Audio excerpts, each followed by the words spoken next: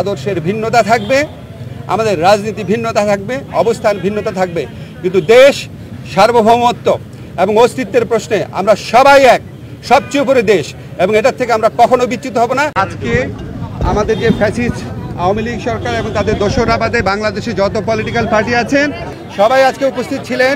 নানান মত পথ আদর্শের ভিন্নতা ছিল, কিন্তু সবাই একত্রে বাংলাদেশের সার্বভৌমত্ব, অস্তিত্ব, স্বাধীনতা এবং মর্যাদা রক্ষার প্রশ্নে সবাই ঐক্যবদ্ধ থাকার ঘোষণা দিয়েছেন এবং ঐক্যমত জানিয়েছেন। ওনারা এই সমস্ত আমাদের এই সভাতে যেই সমস্ত বিষয়ে ঐক্যমত প্রতিষ্ঠিত হয়েছে আমি একটু পড়ে শোনাচ্ছি আপনাদের। প্রথমেই ভারতে যে বাংলাদেশ বিরোধী বিভিন্ন তৎপরতা চলছে, বাংলাদেশের উপ হাইকমিশনে হামলা, বাংলাদেশ বিরোধী প্রচারণা, বাংলাদেশের অভ্যন্তরীণ ব্যাপারে হস্তক্ষেপ, এসবের তীব্র নিন্দা জানানো হয়েছে এবং ভারতের এই সমস্ত পদক্ষেপের বিরুদ্ধে বর্তমান সরকারের যে আত্মমর্যাদাশীল এবং সাহসী ভূমিকা তার প্রশংসা করা হয়েছে এবং সরকারের সাথে সলিডারিটি প্রকাশ করা হয়েছে। তবে একই সাথে সাথে ভারতের এই সমস্ত প্রচারণার বিরুদ্ধে সরকারকে আরও শক্তিশালীভাবে, আরও বেগবানভাবে এটাকে অ্যাড্রেস করার কথা বলা হয়েছে এবং এই জন্য প্রয়োজনীয় যে প্রবাসী যে আমাদের বন্ধুরা রয়েছেন, অন্য রাষ্ট্র রয়েছেন, বন্ধু রাষ্ট্র, তাদের সহযোগিতা, প্রবাসীদের সহযোগিতা, আন্তর্জাতিক সংবাদ সংস্থার যে সাংবাদিকরা রয়েছেন তাদেরকে এই দেশে ডেকে নিয়ে আসা, এই ধরনের নানান পরামর্শ দেওয়া হয়েছে এবং আমাদের কমিউনিকেশন স্কিল এবং ইন্টারন্যাশনাল লিগ্যাল স্কিল বাড়ানোর পরামর্শ দেওয়া হয়েছে।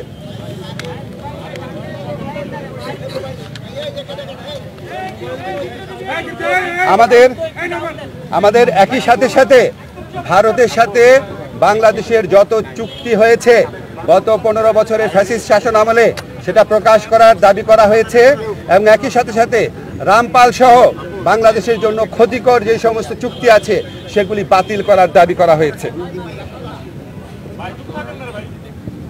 বাংলাদেশের প্রতি ভারতের যে অর্থনৈতিক নিপীড়ন, যে সাংস্কৃতিক আধিপত্য প্রচেষ্টার চেষ্টা, অভ্যন্তরীণ ব্যাপারে নাক গলানোর চেষ্টা, সেটার নিন্দা জানানো হয়েছে এবং ভারতকে বাংলাদেশের প্রতি মর্যাদাশীল আচরণ করার, সৎ প্রতিবেশী সুলভ আচরণ করার আহ্বান জানানো হয়েছে।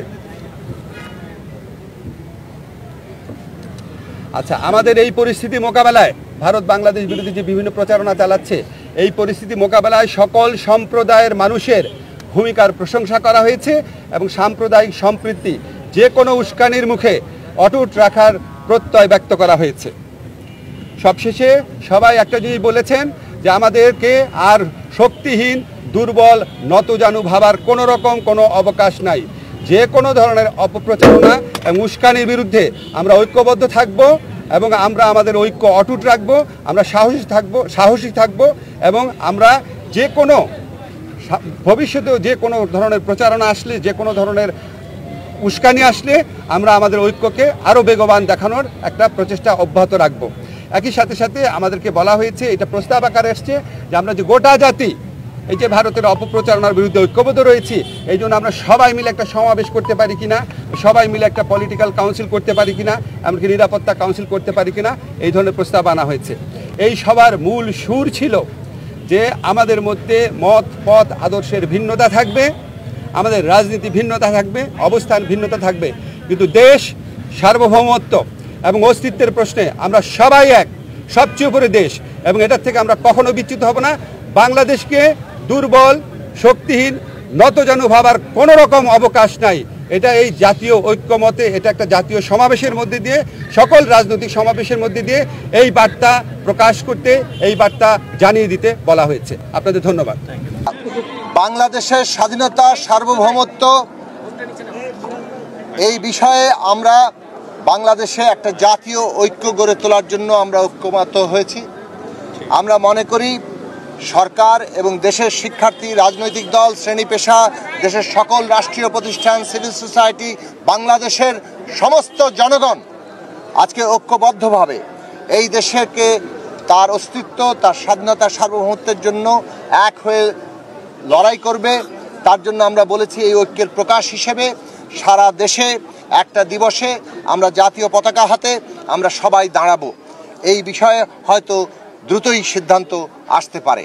আমরা বলেছি বাংলাদেশের বিরুদ্ধে ভারত সহ অনেক জায়গা থেকেই আমরা দেখতে পাচ্ছি একটা মিস ইনফরমেশন যুদ্ধ চলছে, অসত্যের যুদ্ধ চলছে। আমরা বলেছি সত্য দিয়ে আমাদেরকে এই যুদ্ধ মোকাবেলা করতে হবে। ফ্যাসিবাদ এর বিরুদ্ধে গণতন্ত্র দিয়ে আমাদের মোকাবেলা করতে হবে। এই যে সাম্প্রদায়িক উস্কানির বিরুদ্ধে আমাদেরকে সম্প্রীতি, আমাদের দেশের সকল মানুষের, সকল ধর্মের, জাতির সকল মানুষের নিরাপত্তা নিশ্চিত করে এই ঐক্য আমাদের মোকাবেলা করতে হবে।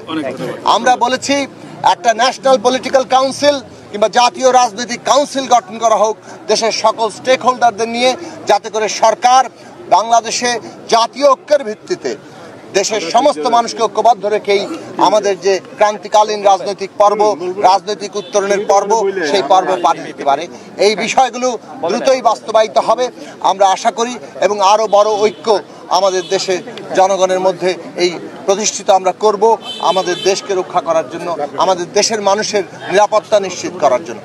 সরকারকে আমরা প্রতিষ্ঠিত করেছি, তার ডাকে আমরা সাড়া দিয়ে সমস্ত রাজনৈতিক দল আমরা এখানে এসেছিলাম, এবং আমরা সেখানে বলেছি ব্যক্তির চাইতে দল বড়, দলের চাইতে দেশ বড়। কাজেই দেশের স্বাধীনতা সার্বভৌমত্ব রক্ষার জন্য আমরা ঐক্যবদ্ধ। ভারতে বসে যারা কলকাঠি নেড়ে আমাদের স্বাধীনতা সার্বভৌমত্ব নষ্ট করতে চাচ্ছে, আমরা সেই ব্যাপারে সজাগ থাকব। আমরা বর্তমান সরকারকে সমর্থন দিয়ে যাব। বিভিন্ন ইস্যু সামনে আছে, সরকার আমরা সংস্কার করব, সংস্কার করে একটি নির্বাচিত সরকার নিয়ে আসব। কিন্তু আজকে আমরা যেটা বলতে চাচ্ছি, আমাদের এই ঐক্য ধরে রাখতে হবে। এই ঐক্য দিয়ে আমাদের দেশকে রক্ষা করতে হবে।